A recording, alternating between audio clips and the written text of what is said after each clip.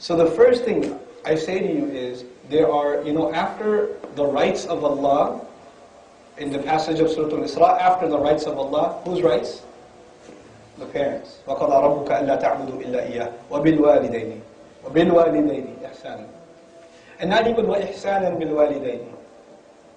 وَبِالْوَالِدَيْنِ إِحْسَانًا. This is actually, I won't go into the grammar, but this is amazing over here. Especially when it comes to your parents. You better be the best. Forget everyone else when it comes to your parents. Take extra caution when you deal with your parents. Because that will, not dealing with them properly, I'm being blunt with you guys because I don't want to flower this up. That is your one-way ticket to hell. You are messed up with your parents. It doesn't matter if you go to Hajj every year and, slaughter goats for the sake of Allah and give charity and, make qiyamah. None of that matters. If you're messed up with your parents, it's a straight ticket to hellfire. Watch it. It becomes easy for you to listen to your parents no matter how illogical and how irrational and how unfair, And you guys are just, I don't know. I don't want to get angry at you guys because I don't know you. But I do want to say, God, the things you get angry about at your parents, it's pathetic. You want to go sleep over at your friend's house and they say, no, you never let me do anything. There are people across the Atlantic, children that haven't had food to eat for 3 days, right? And you're crying all night about the sleepover. What does it matter with you? This is called emo culture? Is that what it's called? Emo. I got confused with Elmo all the time. Somebody explained it to me. I was like, I thought Elmo was happy. I don't know. It's supposed to be a really depressed culture and all that. The other genre of music, I only have an M3 from 2008. I don't even have an 09 M3. I'm so depressed about that. You get upset at your parents for such pathetic things. You're sending yourself to hellfire over such minuscule, petty things. If they're asking you to clean your room and clean theirs too. Be quiet. If they're telling you to just turn the thing off and come for dinner, come for dinner. Seriously, if in my house, especially respect for mother, right? If the kids are playing on the Wii or something, or they're watching something, and the mother calls, wait, hey, lunch is ready. She said, lunch is ready. You know what most of you do? Coming!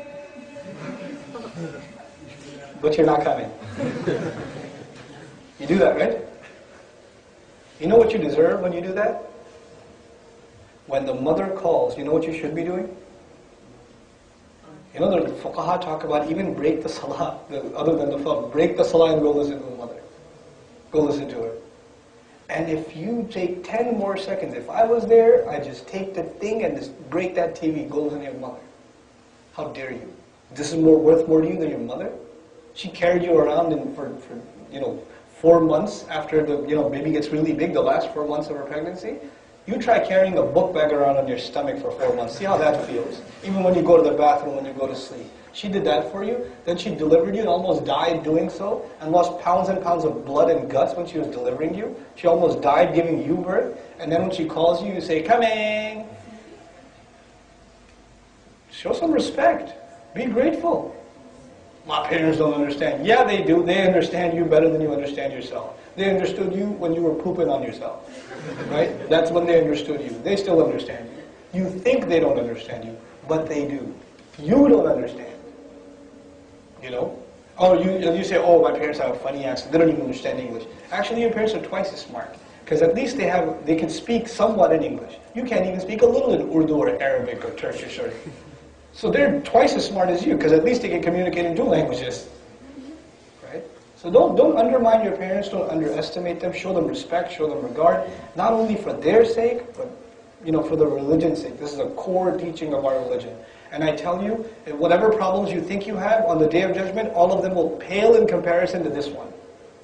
This one problem you have, it will pale. And when you don't have this, when you don't show respect to your parents, then there's a curse of Allah on you. And when the curse of Allah is on you, the door to all those other sins opens up. Might as well dig your hole deeper. But when you take care of your parents, the du'as of your parents are with you. And when the du'as of your parents are with you, then you are saved from shamelessness. Then it becomes easy for you to wake up for Fajr. And it becomes easy for you to guard yourself from filthy language and to keep away from bad company because the du'a of your parents is with you. You know, this is very serious stuff. This will make or break your life. This will make or break your life. So take this advice, inshallah ta'ala, seriously. If you know, I know this is supposed to be a talk about New Year's or something. I couldn't care less. But you know, what I really sincerely advise you do, inshallah ta'ala, as a favor to yourself, more than anything else, when you go home, clean up the whole house. Clean up the whole, vacuum the whole thing, and like, you know, make mom breakfast tomorrow in the morning, early. Massage your feet, take care of dad, listen to him yell and smile back. Don't talk back, just smile back. But what do you think? You're a good son all of a sudden? That's it. That's it, nothing more.